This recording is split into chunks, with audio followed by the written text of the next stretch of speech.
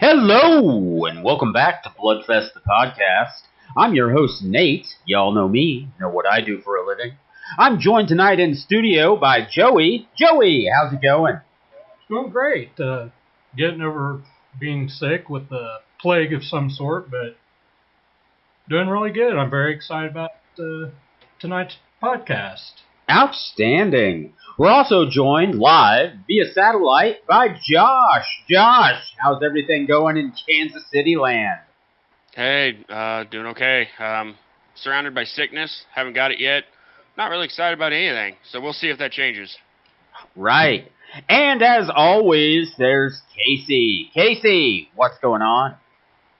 Hey guys, how's it going? Not too much going on here. I'm just happy to be here. All right. So listen, for everybody out there listening or watching at home, we have a super special surprise tonight. Later in the show, we're going to be joined by the amazing, talented Sarah Lind, star of television and movies. Her upcoming film, A Wounded Fawn, will be on Shudder starting next month. You also might know her from Jacob's Wife, The Humanity Bureau, The Exorcism of Molly Hartley, or VHS, the series.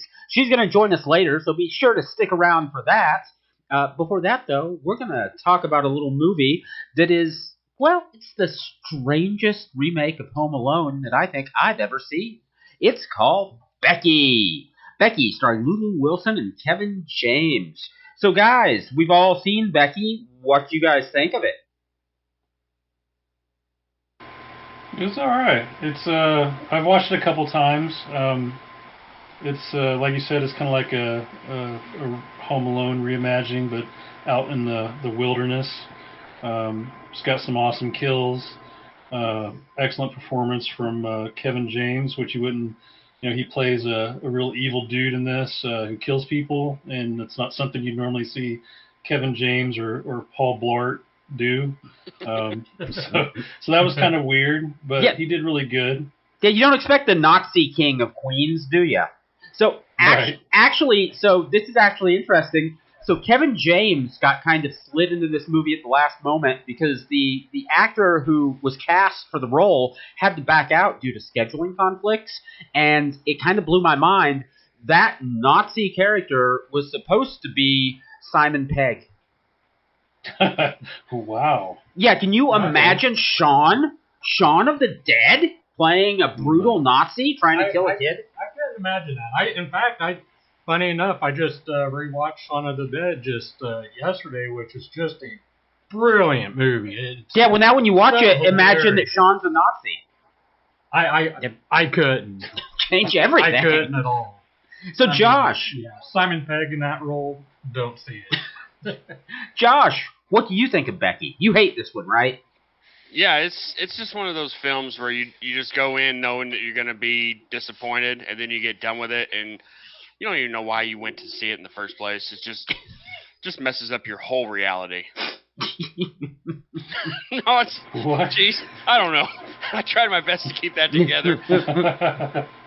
I got this movie, barely watching a trailer. I knew it was going to be great. Just seeing, Kevin James being a bad guy was awesome. And like you guys said, it's kind of like what Home Alone should have been because, those guys in Home Alone should have died 6 times. Oh, yeah, yeah. Right. So this is a little bit more realistic, even though it's not realistic at all. So I would say it could be, I guess. Yeah, it doesn't get that far afield from reality. There's no, you know what? Nobody shows up to Kung Fu the Killers unexpectedly and do a diss track about them. So I feel like it still stays, within the real world if pushing at the edges of it. So for everybody listening out there, spoiler alert, be alert, we will spoil. I don't know. So the quick synopsis of the movie is that Joel McHale, Jeff Winger from Community, is a recent widower, and he's taking his daughter, Becky, out to the family cabin. It's a nice house out in the woods. She thinks it's just for a little vacation, but really it's so he can spring on her the news that he's getting remarried and that his new fiancée and her son are there. And Becky is totally opposed to the idea of her dad getting married again. She's not over her mom's death by any means. She's got some behavioral issues. We see that she's grumpy and a little mean, and she likes to shoplift. So, normal preteen, early. What do you think? Is she supposed to be like 12, 13? Like she's like preteen, early teen, something like that? Probably. I'd say maybe she's closer to maybe 14. 14, okay. Yeah, so a normal kid, really. And she, of course, gets angry at the whole thing and takes off to her treehouse in the woods. And while we're getting all of that set up, we're interspersed with Kevin James as a neo-Nazi and his little crew of Nazis pulling their prison break, taking over the transport van they're on. They kill a family in order to get a car, and they show up at the Winger residence. They're there for a key. What's the key open?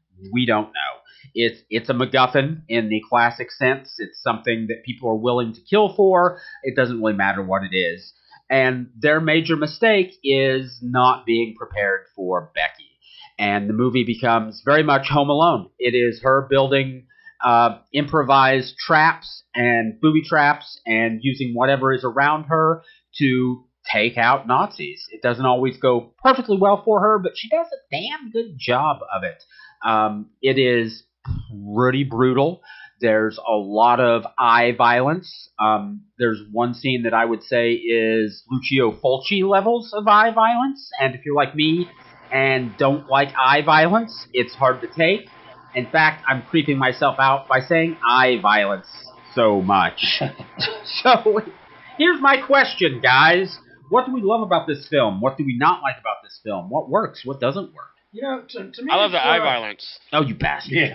To me, it's one of those movies that you're really rooting for her. She's going for revenge. I wasn't. You root for her.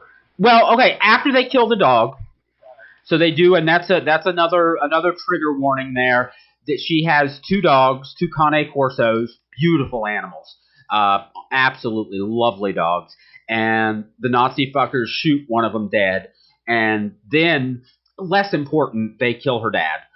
So she's not just protecting herself, she's also getting revenge at that point. Yeah. So Josh, what are your thoughts on this? Yeah, it's just kind of going back on what you said. It's like a survival / revenge movie. Not quite as graphic as I Spit on Your Grave, but it kind of takes it whole. They've taken away from her, so she takes it back. I mean, it's just you know that it's not going to end well for the bad guys, but you still watch it because you want to see how they get dispersed of. So it could have. There was a time in the film where I thought this could take a really dark turn. It could end with Becky dead. It really could have. It doesn't go there. Again, spoiler warning. But it could have. You feel enough peril in it. It's structured in such a way that you're not sure. You might have accidentally, instead of Home Alone, you might have accidentally gotten a ticket for the Wild Bunch, right? I mean, maybe everybody's dead, bleeding out at the end. Well, I want to agree with you, but they made the mistake of starting the movie with, I just did all this. That's true. I hate it when movies do that. Yeah. Because of course she made it. Yeah, but, that's true. I mean, you didn't know how well she was going to make it through. Yeah. But I cannot understate the fact that I hate that so much. So maybe we just chop that off. Maybe that's what we do. Like a director's cut. Yeah, let's get the rights to the movie, and we will make one change. We'll just take out that scene at the beginning, right? So, Casey, what are your feelings on it? I mean, I like the gore in it. I thought the traps were very clever. Yeah, ingenious. There were some things, that were weird to me. Like you mentioned the key. Like it never went into any details of what that key was for. How they knew it was there, I think was another thing. I think they had to have put it there. And then also it was really strange that she just so happened to find it. Like it was up on a ledge in the basement where it was dark. You couldn't even see anything up there. And somehow she's just like, hey, what's this? I just thought that was weird. But whatever. kids dig around and stuff, man. Like hunting for treasure.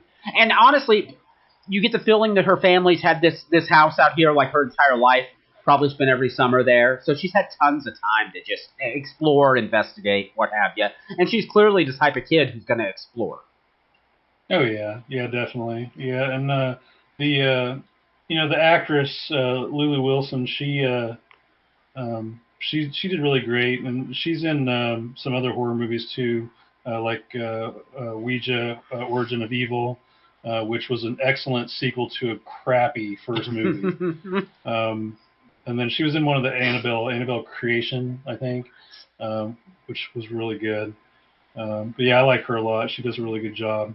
And then Joel McHale too. He's generally a comedic actor as well. Mm-hmm. So he was also serious in his role and did a really good job too. I like. You don't expect McHale, honestly, in a horror film or an action film. I mean, he's a big guy. He's a muscly guy. You could see him slid into an action role, but he comes off as the kind of the goofy, likable guy. So yeah, you don't see it. You don't. Right. What the hell is Joey doing? Yeah, I forgot about him being. You mentioned he's a muscly guy. That was Deliver Us from Evil. He was in that, wasn't he? I don't know. I think he was. Yeah. Yeah, he was, and I remember he was like a cop or something in that, and that was the first time I'd seen him. Like, yeah, he was really, really buff. Other than Community, you mean? Right. Well, actually, no, I didn't watch Community, so. What? No, I only saw like maybe one episode. Oh man, you are missing out. You're missing out. Show. There's a great episode with a Nazi. Yeah. It was really good. Huh. The trampoline episode. Yeah. Really good show. So, Josh, you watch Community, don't you? Oh, yeah. No, I haven't gotten through all of it yet, but I'm probably about season 3 or 4. Season 1 through 3, do not watch season 4. That's the gas leak year. We do not watch it. And then seasons 5 and 6 are, you don't have to. They're not required. There's some good stuff in there, but it's not necessary. Seasons 1 through 3 is perfect arc. 3 is the one that has the episode with the dice game, right? Yes. Like rolling the dice. Yes. Okay. Yeah, yes. That's the last season that I saw, and that was fantastic. It's outstanding. Outstanding. So, I thought we could talk a little bit about what our favorite parts of the movie were, because for me, my absolute favorite part of the movie is not when they cut off Kevin James' eye, because I really, really wanted to die when they did that. Jesus Christ. But my favorite two things happen at the end of the movie. So Becky has built a fire outside, and the Nazi is there across the fire from her. And he's telling her, just give up. I don't want to hurt you, Becky. And she picks up a fucking super soaker. And in my mind, I was like, why the hell does she have a super soaker? What is this? And she gives a great line, but I want to hurt you bad. And then she sprays gasoline from that super soaker through the fire onto him and just lights him up. I thought that was absolutely brilliant in every way. I thought her delivery of the line was perfect. I thought that the ingeniousness of this kid figuring out, oh yeah, I can make a flamethrower with this just by having the fire there. I thought that was perfect. And then the character Apex, who is the mountain of a man, and God, he's familiar, but I cannot think of who that actor is or where I've seen him. Do we know him from something? He looks familiar to me too, but no, I don't. I didn't look up to see what else he's from. Yeah, he's from something. He reminds me of Richard Kyle, who played Jaws in a couple of James Bond movies. That guy. Yeah, he reminds me of him, honestly. But when he refused to kill Becky earlier because he doesn't want to kill kids anymore, and he's walked away, and then he shows up at the end to kind of help her. And he's given his whole speech about, I know I can't make up for what I've done, but maybe there's some redemption. And she shoots him and kills him. Yeah, that was awesome. Fucking brilliant. I laughed out loud. That was my favorite scene. Yeah. That was amazing. All right, so guys, where do we rate Becky on a scale of 0 to 5 or 9 to 7 or whatever? I would have to go with probably a 4. I really liked it a lot. 4 out of 5. Yeah. Yeah. I'd probably go with the 4. Just very, very gruesome scenes. I mean, the whole eyeball scene was just, oh my god, that was so cringy. Yeah, that was terrible. so cringy. Okay, when she gets the guy, so she gets some fishing line out on the dock, and she makes a tripwire. So the guy's coming after her. Excuse me. COVID. Twice. He trips and goes onto a board with nails sticking out of it.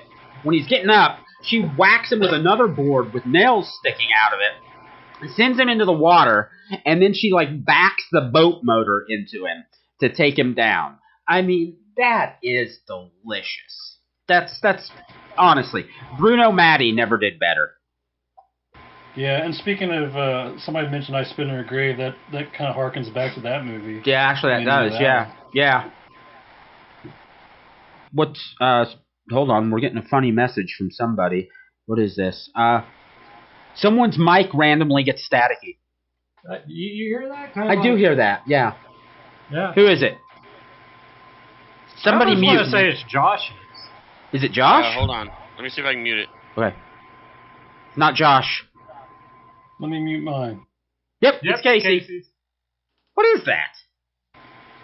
Yep, Yeah, there it is. what's weird is it just hold on a second. You got an airplane in the kitchen or something? Actually, I have a space heater on. I forgot to turn off. Let me see if that's it. You bastard! That was it. Okay. That was it. We're listening to your crap. space heater. Okay. Well, we gotta start over. Yeah, whatever. We gotta start over. No, too late. Finally, for once, it is not us with the audio. Exactly. It's not Nate and I. Exactly. That's a good change. But let me ask you, did it just start, or has it been It was doing this all the time? it was just cut in and out. So It was just I random. didn't notice it until he said something. It was probably cutting in and out because I was muting my mic every time I wasn't talking. Oh, okay. That makes sense then, yeah. Well, I'm just happy for once. Our audio is great. You say that until we play it's it all my back. fault. It's gonna turn out we've got just the sound of a cat yowling for some reason. I don't know. So, Josh, how do you rate Becky? Oh, strong 4. I mean, it's definitely going to get watched multiple times. The plot. I mean, the plot was thin enough to where you don't really have to do a lot of thinking about it, but it wasn't so thin that it didn't make any sense at all. Like what Casey said with the key, it was you can kind of forgive them for that, but at the same time, there was not a lot of information there. So I don't feel like you. I don't feel like you need it. About it. Yeah, as much, but some people would. I'm 100% with Hitchcock on this. It's your MacGuffin. It's the Pulp Fiction briefcase. It's the Maltese Falcon. What is it? It doesn't matter as long as someone's willing to kill for it. That's all you need to know. I mean, what is Harry wrote from Scarsdale trying to find in that blind lady's apartment? Really, what is it? Does it matter? Does anyone here get that reference? It's Wait Until Dark. That's my man. That's my man. Harry wrote from Scarsdale was the creepiest motherfucker. Yeah. That. I mean, they don't rank it very high now, just because of everything that's out now. No. But it is one of the scariest scenes of all time. Yeah. Oh man. When he jumps out of the dark. Yeah. Mm-hmm. Oh god. Spoiler. Love that movie. What did you say this is again? Wait Until Dark. Wait Until Dark. So a blind woman's husband is away, and there's something in her apartment, and a man named Harry Rote comes to get it. It could have easily been a giallo. Yeah. Oh, yeah. This is the Audrey Hepburn movie? Yes. Oh, yeah, I watched a trailer for this. But, it did look interesting. But it's absolute classic. Yeah, absolute classic. And that actually is a good pairing with this because she uses her wits to try to survive, doing things like realizing that she doesn't need light to see, he does, so she takes out the lights to give herself a leg up, stuff like that. Yeah. Nice. Yeah. Now, again, spoiler alert, she's blind. You don't find that out until the very end. It's one of those... It's not on the box or anything. Yeah. Surprise! She was blind all along. It's like, actually, if you've seen the movie Hush... I was thinking of that movie. That's kind of a reimagining of Wait Until Dark. Yeah. Yeah, that's a really good film. Yeah, big fan of that one, too. Yeah. I guess I like movies where a woman is differently abled in some way and people try to kill her. I don't know. Maybe that says Yeah. something bad about me. As long as she comes out on top, then I'm on board. I like it when she comes on top. Okay. Sorry. Moving right along. Oh, you knew we'd have at least one of those. All right. So, no, I didn't give. Oh, this movie was my idea. I would rate Becky a strong, I was going to say 4, but honestly, it can't be unanimous. So 4.1. 4.1. It honestly, I saw a lot of pretty mediocre reviews of it, and honestly, I think they're wrong. Becky is a character that I like. I get that she's doesn't seem like a nice kid, and you're left at the end thinking she's gonna have some problems, and it might turn out badly for other people who don't deserve it. But still, I like her, and she's fighting Nazis, so honestly, she could be a total sociopath. I don't care. Yeah. Nazis are ontologically evil. You can do anything you want to them, and it's not wrong. You know, I think the one thing that just surprised me the most about the movie, when the movie came out and I saw Kevin James was going to be in it, I was very skeptical. Because Kevin James is a comedian. And not a good comedian. And so I was like, this is obviously just going to be complete trash. And I was actually very impressed at the way he was able to portray a villain. Like, I didn't expect that kind of performance out of Kevin James. And it just blew me out of the water. He killed it. Literally. Yeah, honestly, this is the first good thing I've seen him in. Yeah.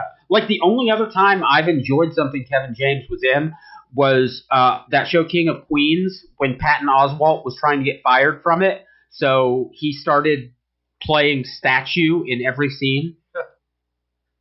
Are you guys aware of that? I've never watched. They would not let Patton Oswalt out of his contract, and he wanted off the show. So he decided that every time he was on camera, if he was not actively speaking, he would stand stock still, not move, not blink. So if you watch the show toward the end of the run that he was in, whenever he's there, you just see him in the background like this. Weird. Yeah, Fucking hilarious. Yeah. That's good stuff. Good stuff. So now I want to see Patton Oswalt play like a really terrifying character. Yeah. One thing I do remember reading a lot of negativity about was just like how short Kevin James was. So like he didn't look scary, but I think that's why they gave that other dude in the group. Apex. He was really huge. Yeah. So it was making up for that, I guess. But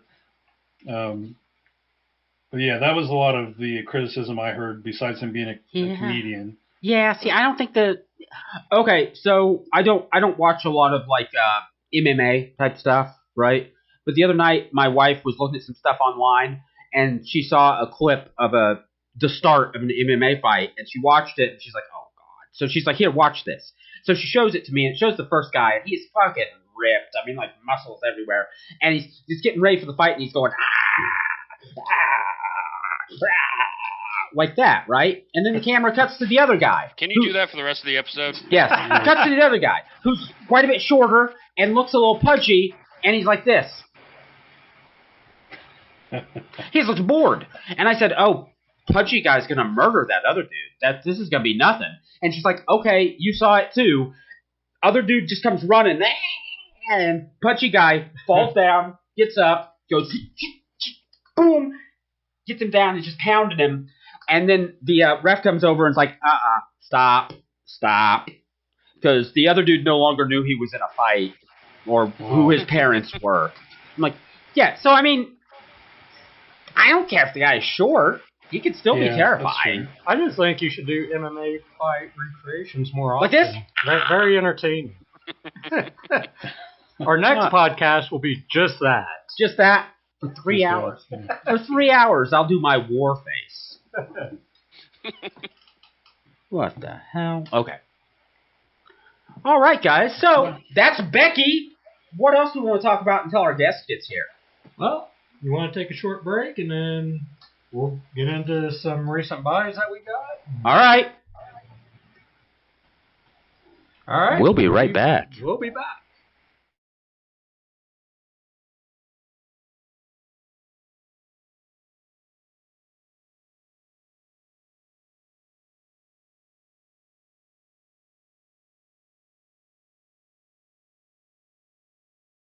So, guys, tonight's episode is brought to you by Coke Zero. Coke Zero, when you want exactly zero of the flavor of a Coca-Cola. I know I've done that joke before, but I couldn't think of anything to do with cookie dough bites. So, and that's all I had over here. So, guys, have you guys seen Anti-Birth with Natasha Lyonne? Nope. Anybody? Nope. No? I don't think so. Oh my God, I watched that today. That movie it's Cronenberg-esque. It's got some serious body horror going on, some monstrous motherhood type stuff. It's got, well, I don't want to give away too much. It is psychedelic and trippy and weird. Natasha Lyonne turns in an amazing performance. You guys, I assume you guys are big fans, right? Natasha Lyonne. Yeah. She. I haven't seen her in a lot of stuff. Like, I definitely remember her from the American Pie movies. That's primarily where I've seen her. Oh, no. Russian Doll. See Russian Doll. Was she in Dazed and Confused too, right? I have no idea because I don't watch comedies, guys. Yeah, I don't think she was. Maybe she was. I've never seen those American Pie movies. Good God. Those are great. How have you not seen Dazed and Confused? That's like one of the greatest movies. I watch creepy, gory, weird stuff or stuff that makes you want to kill yourself. That's what I like. I like depressing. I like horrific. That's what I like. So how do you know Dazed and Confused wouldn't have that effect on you? All right. It's Yeah, McConaughey, I don't think she was right? actually in that, but No, Yeah, I don't think she she's in that. was. No. I don't recall. Russian Doll or All About Evil. All About Evil. The Peaches Christ movie. Yeah. Russian Doll. That's the TV show, right? Yeah, it's a miniseries. It looks good. Yeah, it's a time loop thing, but it's a weird time loop thing, and it's outstanding. She's outstanding. And then Anti-Birth also has Chloe Sevigny, and I'm a big fan of Chloe Sevigny. You probably know her from Kids, American Psycho. Yeah, Kids was the first one I seen her in. Man, that movie is something else.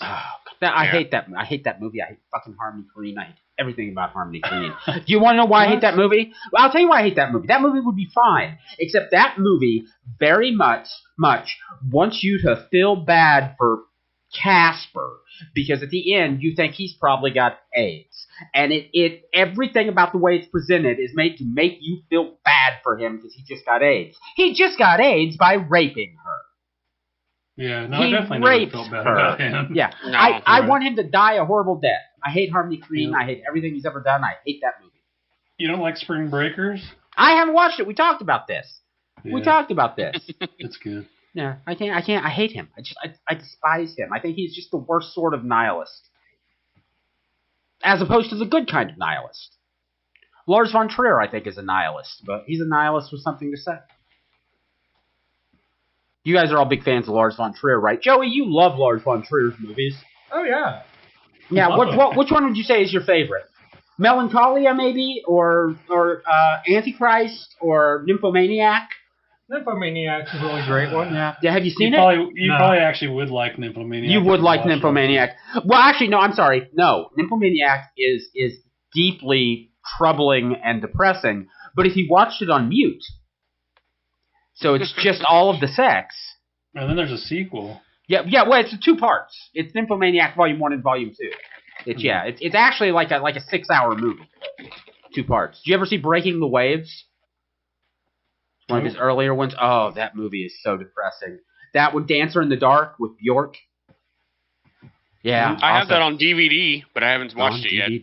Well, you haven't seen it? You should watch it. Oh, it's depressing. I know it's supposed to make you feel really bad about yourself. Yeah, that's what Lars von Trier does. You've seen Antichrist. Mm-hmm. So Antichrist is probably his most uplifting film. Fantastic. Yeah. That says something, and not anything good. So what? I watched maybe like 30 minutes of Antichrist, and I just didn't care for it, so I turned it off. It just gets darker and darker as it goes. Oh, I think I was kind of the same boat. I started it, got into it, and then ended up turning it off. It's 2 people punishing each other in the most intimate ways possible.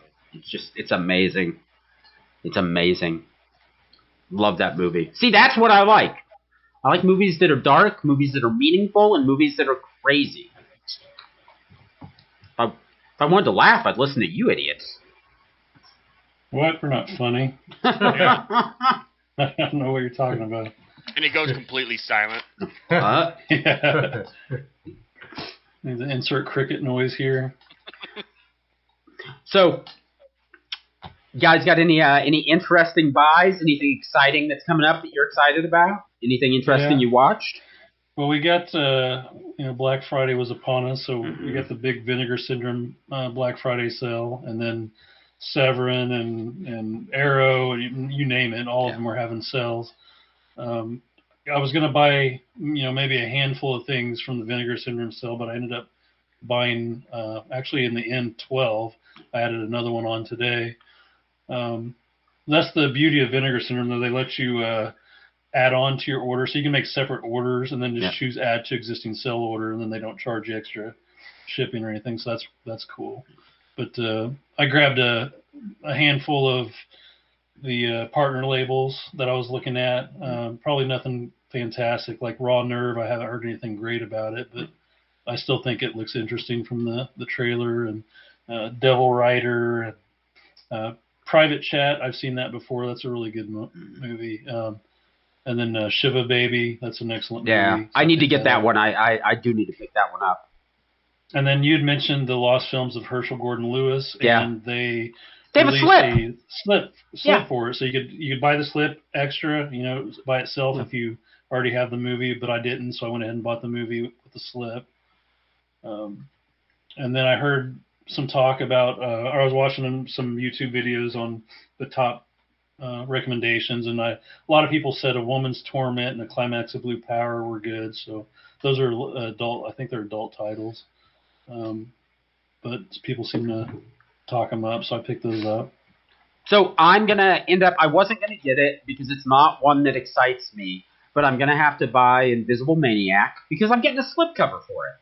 So it turns out that their April Fool's Day gag that I sent in the $6 for is a lenticular slip for that movie. So, yeah, I guess I'll have to pick up the movie now. So they knew what they were doing. That's a perfect way to rope you in. And I mean, but even so, even if you didn't end up buying the movie, though, I'm sure those slips are going to sell on eBay for a ton. Oh yeah. But I don't. I almost never resell my stuff. I don't usually either. I mean, if it's stuff that I've got one little shelf of things that I want to sell, not to resell, but just because I didn't care for them. But I usually don't resell stuff. The Severin sale, I got on instantly to pre-order Four Flies on Grey Velvet because I'm a huge Argento fan. That one's been like impossible to find in a good edition forever. They're finally getting it in 4K, so that's going to be amazing. The set looks great. I had to have that, and then I also picked up, I'm going to forget the name of it, but it's actually a TV show. There are only like 6 episodes that exist, 1-hour horror movies, but I want it specifically because it contains the last movie Mario Bava directed. So I feel like the name of it is 1-hour horror movies, or you can't remember the name of it? No, I'm blanking on the name. Hold on just a second, though. I can tell you in just like literally just a second here. Where is it? It's called The Devil's Game. The Devil's Game. Yeah, I've heard of that. Yeah. So I had to get that. And then, it's not right now, but coming up this week, Second Sight will have for pre-order the 4K limited edition of George A. Romero's Martin. And that's the holy grail as far as I'm concerned. So I'm not even gonna look to see what it costs when I order it. I'll just order it. I don't care. It can be $1,000. I'm sure it'd be like probably $60. That's generally what sets go. Yeah, for. Second Sight stuff. Yeah. I think like their big box of Drive was like $70. Yeah. They put out really good stuff. Like I got The Witch, and that was an excellent set. Yeah. And then, of course, the original Dawn of the Dead. I've got that one. 4K but yeah, I forgot that I did make an order with Severin too. I wasn't going to because I didn't really want to pay $55 for one movie. But and I honestly haven't seen Four Flies on Grey Velvet. I've just heard a lot about it, and I know it's kind of a part of a. It's a trilogy. It's the Animals trilogy. Yeah. So I've got the other two, so I might as well get that one. And then, of course, to get free shipping, you had to spend $100. So I might as well add, some more to it. So I bought Grizzly, Devil Hunter, and Black Candles. See, I thought I thought about picking up The 5 Days, because that's another Argento, and it's one I haven't seen. But it's not a horror film, and I will get it eventually, but it's not as big a deal to me. But now, Josh, I know you're as big an Argento fan as I am, yeah? Not $55 for a movie as big of a fan. It's but worth it. What did you pay for The Warriors? Shut up. I'm just saying. Touche. Just saying. I think I spent $100 for The Wicker Man. It's been over $100. It's been over $100 for Dawn of the Dead. Okay, let me fix it. $55 for a movie I haven't seen yet. Oh, okay. Yeah, and see, really, the biggest reason I went ahead and did it was because they said on there that it was only going to be available. Yeah, it says, please note, this item will be available only during the Black Friday sale. Mm-hmm. It will not be sold elsewhere. So I assume that after the sale's over, unless they're lying, unless they're being deceitful here, that they're going to pull this off their site. Yeah, I bet there'll be like a standard edition. Yeah. And so I was like, well, I've heard a lot of good stuff about it. I've heard some bad stuff too. But if I'm going to, my other Argento stuff is like the special edition. So I was like, well, I might as well get this one in special edition too. And I think I paid, around $40 or something a piece for the other ones. So yeah, it's not, honestly. Okay, I look at it this way. I'm a little older, so when VHS first came out, if you wanted to own a movie on VHS, you weren't getting it for less than $200, sometimes $300, right? Because they were for rental, and so they were sold at that price for rental stores to buy and make money renting. But you could buy them, but you paid full price. Then Laserdisc came out, which was better than VHS, but was a big deal because it was only like $50 to $70 for a Laserdisc to get a movie. So, and understand that's like $1987 or something. So that's insane in today's dollars. Yeah. So now, we've been spoiled by $20 Blu-rays, but when I see $55 for something in a really great edition that I really, really want, it's not that much. It's been worse. I mean, not that I ever spent that much for a VHS. I was a little kid, and my parents would have murdered me if I tried. Right. But still, that's what it was. Yeah, and if it's something that you're going to watch repetitively, maybe even if it's just once a year, it's worth it. Yeah. I mean, hell, you go to the theaters anymore, and it's, could be like $20 for a ticket, depending on what theater you go to. Yeah, exactly. Joey just lost his mind for $28 for a movie ticket and a popcorn. So yeah, that's ridiculous. Yeah, that was insane. I mean, it was a great movie. Made me realize how much I didn't want movies anymore. Or movie theaters anymore. I haven't been there since then. It's like I do if it's the right thing. I went and saw Dawn of the Dead in 3D. I would do something like that. Yeah. I did that. I almost went to see Suspiria whenever it came through town. Went and saw. Yeah, I honestly, I wish I had done that. I missed out seeing that. Honestly, I went and saw Barbarian. I thought it played really well in the theater. There's some things that I feel like you need to see in the theater, but a lot of the stuff that really is supposed to be on the big screen doesn't appeal to me that much. I mean, I'm kind of done with Marvel. I'm mostly done with Star Wars. That kind of thing's not really doing it for me anymore. Most of the movies I like are lower budget, smaller movies anyway. I mean, nobody spends $100 million to make a big horror movie. So, right, yeah, that's very true. Yeah. Yeah, the price of the popcorn is really what kills you when you go to theaters. Most of the tickets themselves, at least here in our theater locally, is actually pretty cheap. But if you even get just a drink, it's like $7-8 for a medium drink. That's so stupid. Yeah, you got to bring your own popcorn with you. Yeah, that's what we don't bring popcorn, but we'll sneak candy in all the time. So. Yeah. I like to keep a bowl of cream corn. A bowl of cream corn.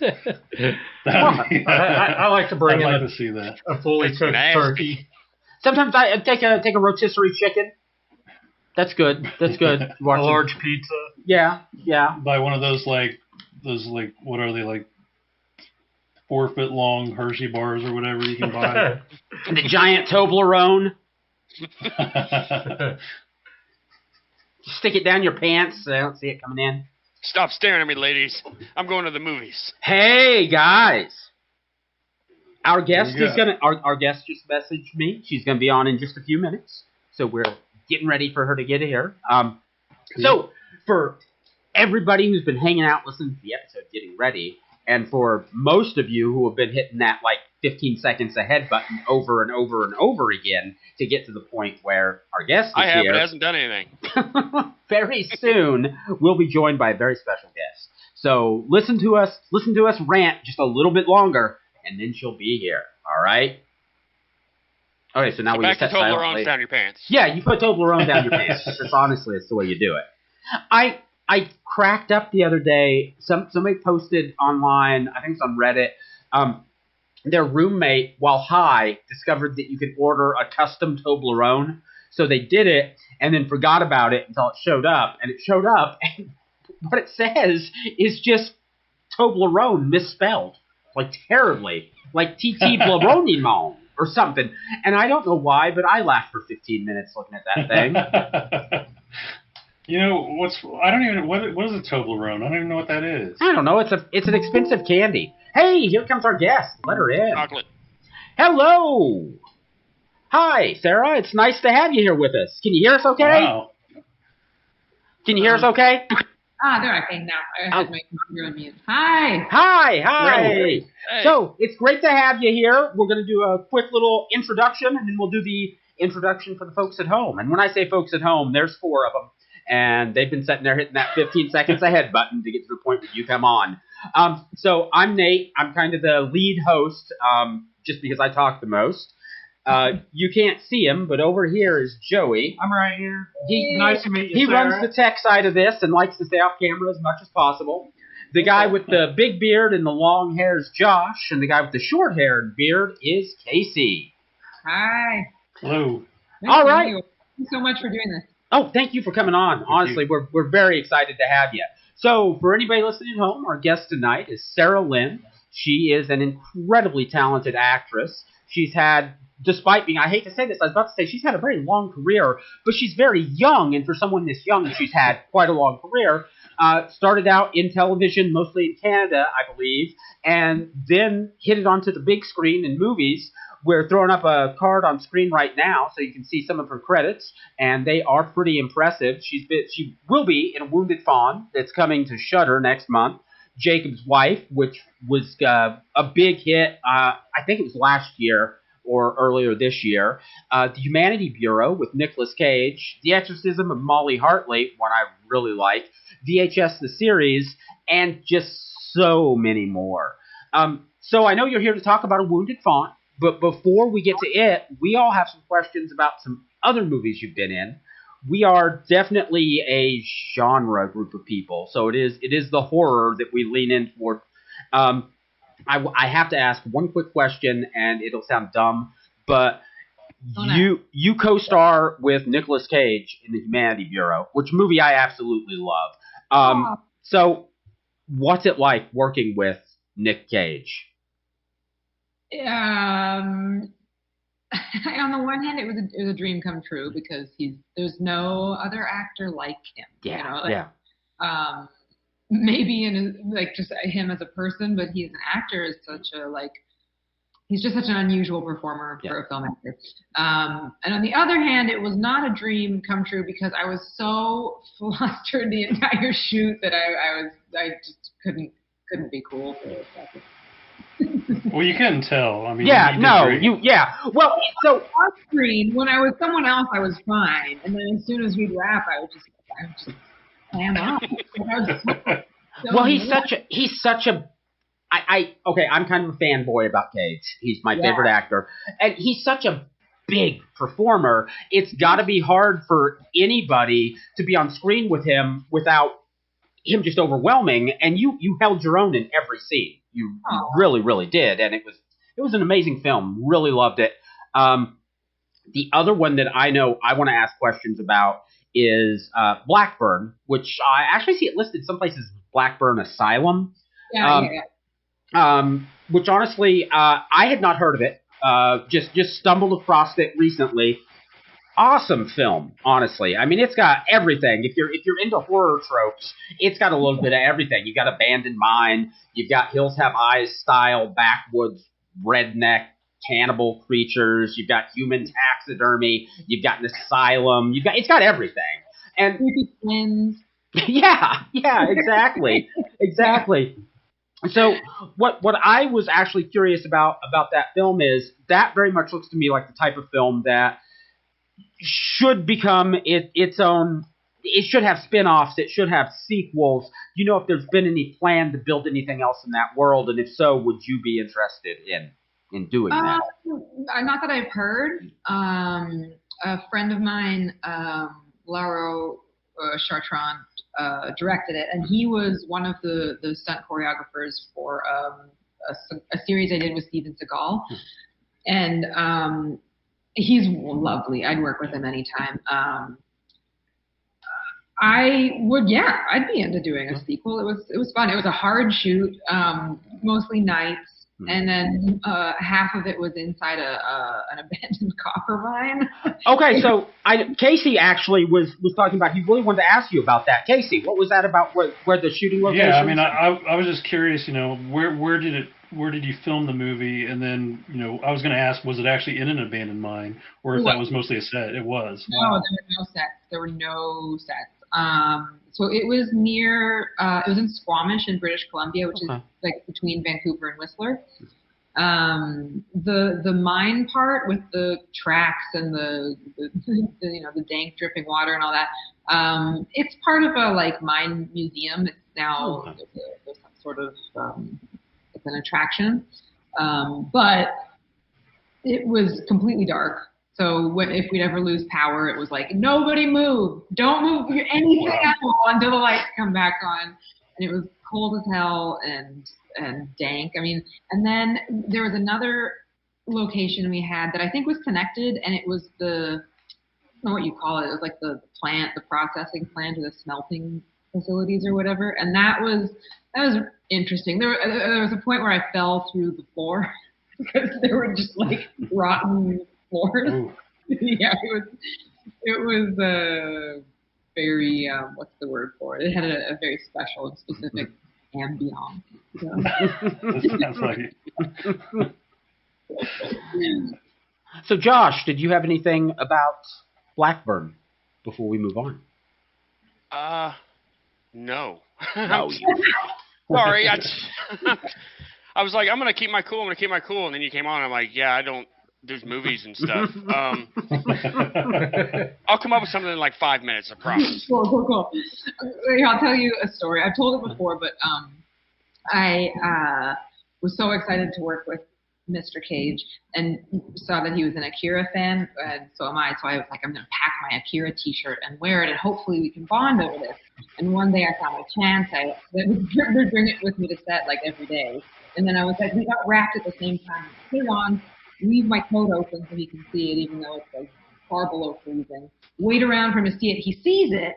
Oh my God, Akira! I love that movie. That movie's amazing. Do you like it? And I was just like, yep. See you tomorrow.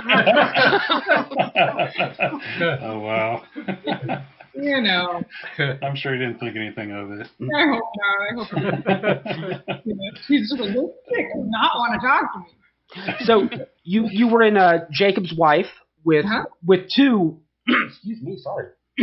two absolute legends, Barbara Crampton and Larry Fessenden. And actually, I believe the director of that is the same director as A Wounded Fawn. Am I getting that right? Yeah. Okay. So what I was curious about so I know that you're a director, and Sure. I mean, sure. Well, you've directed one short film so far. Is that correct? It was a micro short in an anthology of shorts. Okay. So it was in what do you call that? Sort of like a Beautiful Corpse type. Oh, okay, an Exquisite Corpse. Yeah. So yes, but I'd love to be in a less aspirational way. Okay. Well, so my question was, so Fessenden is. Excuse me, I'm so sorry. Well, I'm getting over something. Everything's going around right now. So Fessenden is of course a legendary director in the horror field, and Ms. Crampton is probably one of the most beloved scream queens, as it were. When you get to work with people like that, do you get to look to them for advice on how to do things, how to build your career going forward? Do you ever find yourself leaning on people like that? And are they forthcoming with that kind of advice and help? Larry and I didn't talk as much. We had a good conversation about his like experimental theater days, which was really exciting to me. Something I'd love to have more experience with. But I know that he is incredibly generous with his time and knowledge and expertise. I think he made Travis a T-shirt. I think he made Travis a T-shirt that just says "What would Kubrick do?" or "What would Stanley do?" I forget, because frequently that was his advice to Travis on set. You know, like I like that. Like I want to do something, but is it too much or whatever? And Larry's very about like the art, you know, really about that. And on the other hand, not on the other hand, but like I've spent a lot more time with Barbara, and she might be like one of the nicest and most generous people of all. Like she's really a doll. Very generous with her time, and like you see how she engages on social media. Yes, yeah. She's like with everyone all the time. She's wonderful. Yeah, she's a queen. She's a queen, and we love her. We what does it the kids say? We stan her. So yeah. So, guys, before we move on to the upcoming big deal, are there any other projects you want to ask about? Any questions you have? Yeah, I've got a question. I saw you have a movie in post-production called The Island Between Tides. Mm-hmm. That sounds very interesting. Is there anything you can tell us about that, and maybe when we might be able to see that? Yeah, I think they're aiming to get that out for in the spring, early next year. It may be close enough to being finished right now so they can submit it to the festival. But I don't know that for sure. It's an adaptation of a J.M. Barrie one-act play. Supernatural sad story. Yeah. Spooky and sweet and sad. Donald Logue is in that, and Camille Sullivan, and sorry, I'm blanking, but yeah, I play a small part in it, and it's a very sweet little film that we shot way up north in Canada. Okay. Now you like fishing, or no, not fishing, but there was another like plant involved, but it was a fish cannery this time. Nice. And then I also had a question about the A Wounded Fawn. That comes out on Shudder on the 1st of next month, right? Yeah. And the title of that film, does that have anything to do with the character you play, Meredith? Like, where does that title come from? Well, who knows who it's about? It seems like it's about one person, and then by the end of the movie, it may be about someone else. Oh, okay. Yeah. Awesome. Yeah. I obviously have to be circumspect. Right. Yeah. Right. No spoilers. No spoilers. Yes, no spoilers, please, because I definitely want to be surprised. And it looks awesome. The trailer looks amazing. Yeah, it absolutely does. Well, and you're in it with Josh Rubin, who is having really something of a moment right now between Scare Me and Werewolves Within and several other projects. It seems like he's just everywhere right now. Did you enjoy working with him? And you can tell us if he's a dick. Yes. He's a nightmare. Josh is like the kind of person you hope to work with, who is incredibly good at what he does, very creative, brings things to it that are really unexpected. I think his acting training was really serious. Like he trained with Mike Nichols. Oh, really? I did not know that. Okay. Yeah. So serious thespian. Serious, yeah, truly. A theater guy, and started doing the comedy stuff, and he's a genuinely hilarious person. So like he has all that sort of comedy experience and background to bring to a horror, which is wonderful. And I wouldn't say that he's necessarily being funny in the movie, but there's I don't know. He just related to the character in a way that I have not been seen, especially a character like that, a very, very bad guy. Kind of like Negan in The Walking Dead. Like, I Okay. love Negan, but he's a very bad character. That character wears thin so fast. He says some things that are just, I think, are hilarious, and I don't think he's meaning to be funny, but they just come across as hilarious.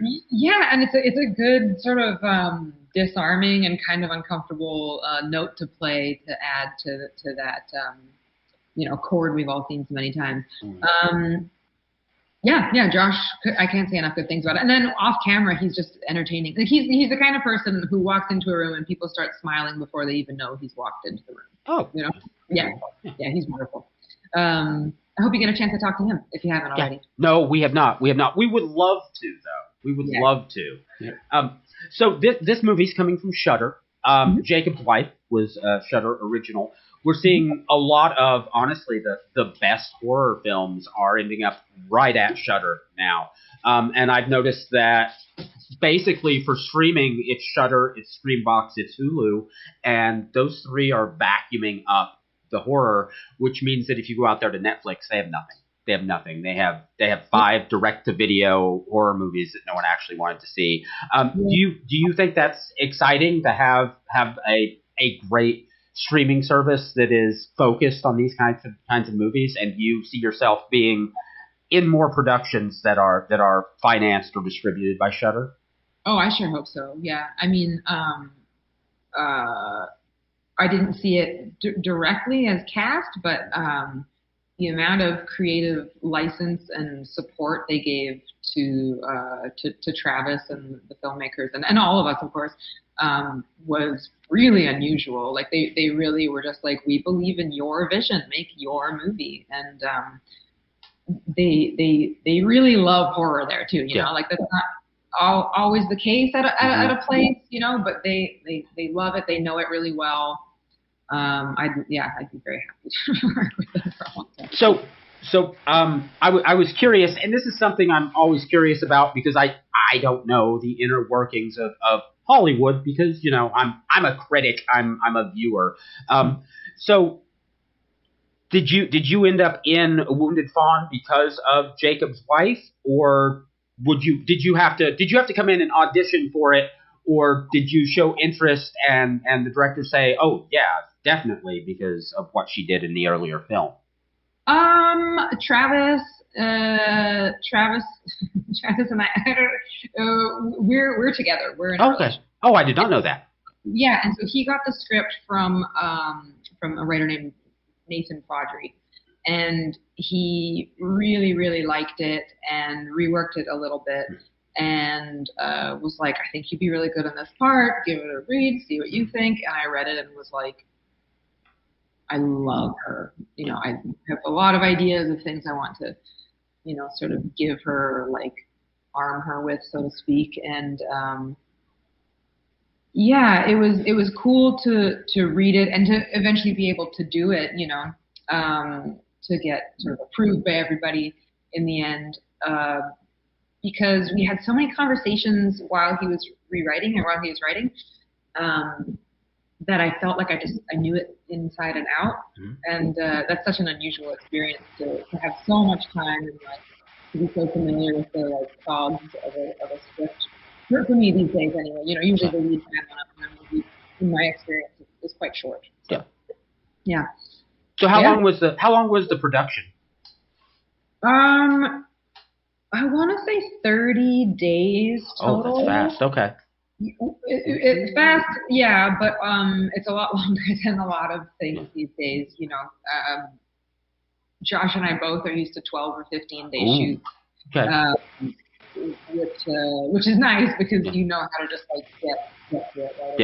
Right away. Noodling to get to the goods. I think like 20 of those days consecutively were nights, complete nights. So it was a funny experience to all be on the downside. Cold too, I take it. It seems like you're in a lot of cold. We were shooting at the beginning of like September, October in New Jersey, so it wasn't too bad. and it's indoors for most of it. But yeah, it's a weird life to be like nocturnal for so long. But you're from Canada, so Yeah. right? So you're probably used to the cold to some extent. No. It goes away. Oh, okay. I give it a year and I can't handle it. I go on when my family comes to visit and they're like, let's go to the beach. I'm wearing thermal socks and like I would have my toque on. You know, a Canadian beanie or whatever. Yeah. So we sadly none of us have gotten to see A Wounded Fawn yet. So we'll be seeing it with the rest of the world the day it drops on Shudder. We're all excited. We've all watched the trailer multiple times. And also, so I haven't read anything about it because I'm very, very much, I like to go into a movie as blind as possible. If it's not in the trailer, I don't want to know it before I sit down to watch it. So I don't know a lot about what it's about. I know it's kind of a serial killer thing, and the trailer makes it look like it's possibly kind of surreal in parts. Would you say that's kind of what we're in for? I would say that's big time what you're in for. Okay, all right. Well, see, I like. Awesome. Yeah, I'm big on that. I'm a big. Well, several of us, 3 of the 4 of us are big Italian horror and giallo fans. So you can get a little crazy with your serial killer movies, and we're down for it. Yeah. Yeah. There's a really nice sort of giallo aesthetic on this. It's even shot on film, which I think contributes a lot to that. 35 or 16.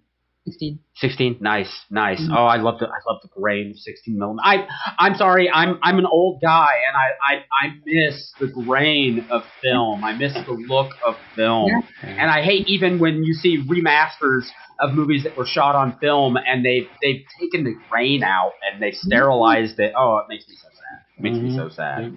Yeah, it really ruins it. Yeah. We were just the bunch of us several weeks ago. We're watching a movie called Death House, and it's not a great movie, but it's okay. But when it started, it's clearly 16 millimeter, and the print was in terrible shape. And the first thing was Casey said, "Oh, that looks wonderful," and I'm like, "Yep, this is going to be great, no matter what happens. Looks great." Yeah, absolutely. Yeah, I can relate. So that decision to shoot on film. Was that an aesthetic choice? Was it done for any sort of financial reasons, or? It was an aesthetic choice. My understanding of the story is that Joe Begos and Josh Ethier made a couple films. Do you know them? Their movies? No, I don't recognize the name off the top of my head. Right now they have what's it called? It's a Christmas movie about a killer robot Santa Claus, and it's incredible. Oh, okay. I know what you're talking about. Are you talking about the new one coming out soon? Yeah, that looks awesome. Yeah, it's fantastic. So they've been shooting on film, and Travis was talking to them about it because the sort of prevailing understanding or myth is that no one can afford to shoot on film anymore. It's too expensive.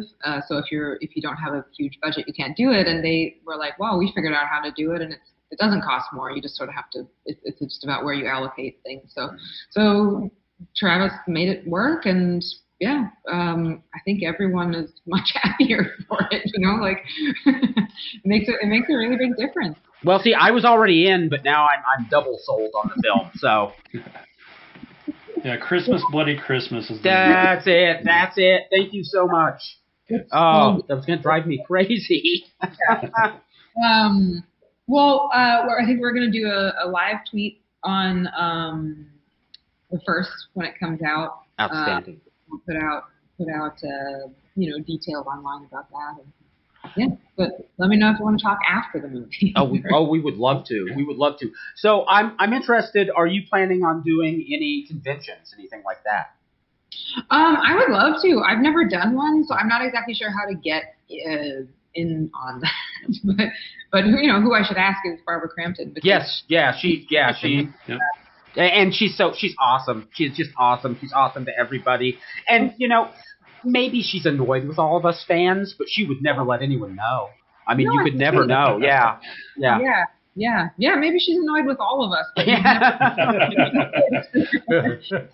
I think she's just a genuinely friendly person who really appreciates all the love she gets from you guys. Yeah, she is awesome. She's awesome, and you're awesome too. Oh. Honestly. What's your next project? Do you know what's up next for you? Not officially, no. I'm waiting to hear back about a couple things. One of them that I'm really hoping comes through will be in French. It's like a French sort of screwball kind of weekend at Bernie's-ish. Okay. Oh, nice. Which I think is really, really fun. And I've played the like American in France. Will it be shooting in France? Yeah. See, that would be wonderful too. So get to work in France and spend your off time going to the lovely cafes and the museums and. Please, that'd be great. So it takes place in Monaco, but we'll see. I have no idea where they plan to shoot. Yeah. Outstanding. Yeah. So, guys, what other questions do you guys have? I've been kind of taking up all of the time. So, Joey, you have a question? No, Joey's shy. I'm shy. I've got another one. So, you've been in quite a mix of film genres, from comedy to horror. What is your favorite genre to work in? I don't know that I have one. Sounds like sort of a cop-out answer, but I think I just feel really lucky to get to do all those ones because, in horror, I love it's just like colorful. It's not literally like sort of the energy of it is really colorful. There's lots to play with. It's like bigger and louder, and I like horror movies myself. And it's also really physical, which is why I like action stuff too.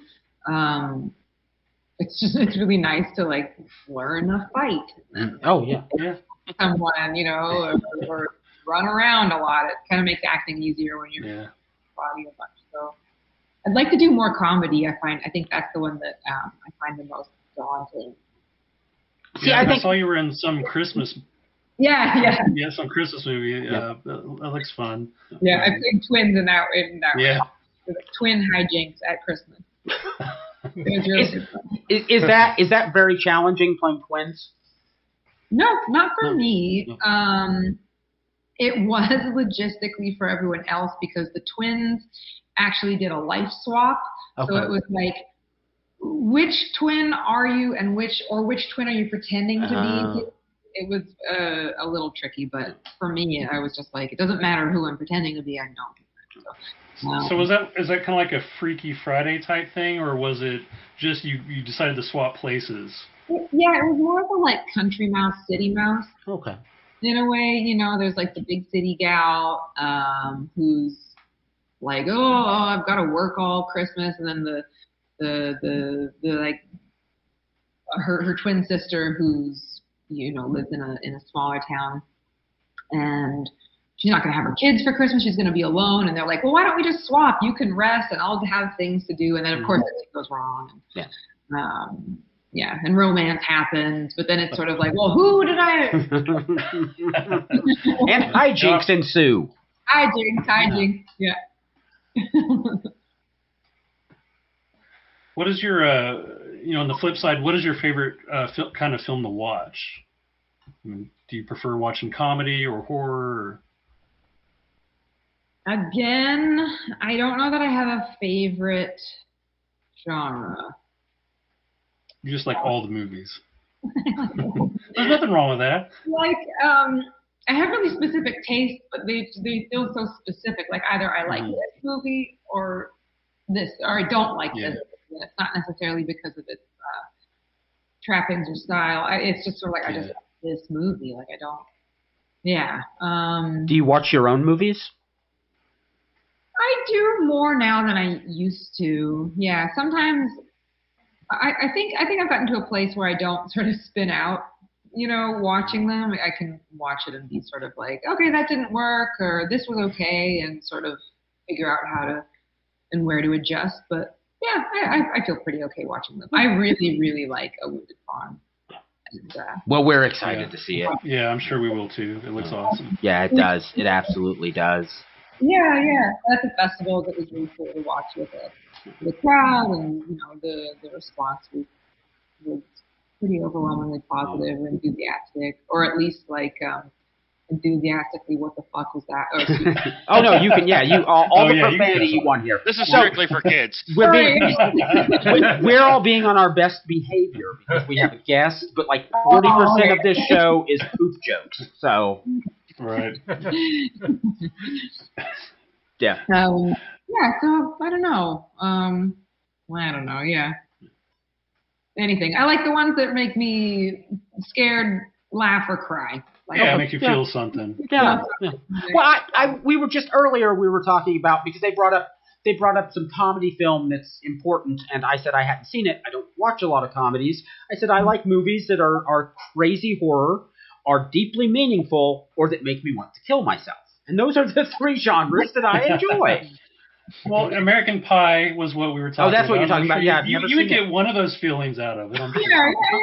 Well, I think the main one we were talking about was Dazed and Confused, which, come on, it's a cult classic. Yeah. All right. I don't know. I just can't do it. It's not me. Does McConaughey kill anybody? No. Does anyone have an existential crisis? Not sure. Is Oliver Reed in it? No. All right, see? It's got none of the things I need. Okay, back out. Yeah. All right. So, A Wounded Fawn is coming out on December 1st on Shudder. That's Shudder in the U.S. Do we know if it's... We do possibly have people in Europe and Canada listening to us. We get a download once in a while. On. No, we do. We get downloads once in a while from various European countries and Canada. Do we know if it's going to be on Shudder in Canada? Yes. Yeah, I think there's Shudder. If there's Shudder in Canada, it'll be in Shudder in Canada, and it'll be in Shudder. It'll be anywhere where there's Shudder. You can watch Wounded Fawn. All right, outstanding. So we want to thank you so much for being with us tonight. We hope that we didn't waste too much of your time and ask too many stupid questions, or ask the same questions everyone asks. No, not at all. I really, really appreciate it, and I wish we were doing longer, but why don't we just talk again some other time? Yeah, can we get you on after the premiere, and we've all had a chance to see it and review it, and come on and tell you how much we love it or how confused we are by it? You can tell me you didn't like it, and I'll convince you you're wrong. And then...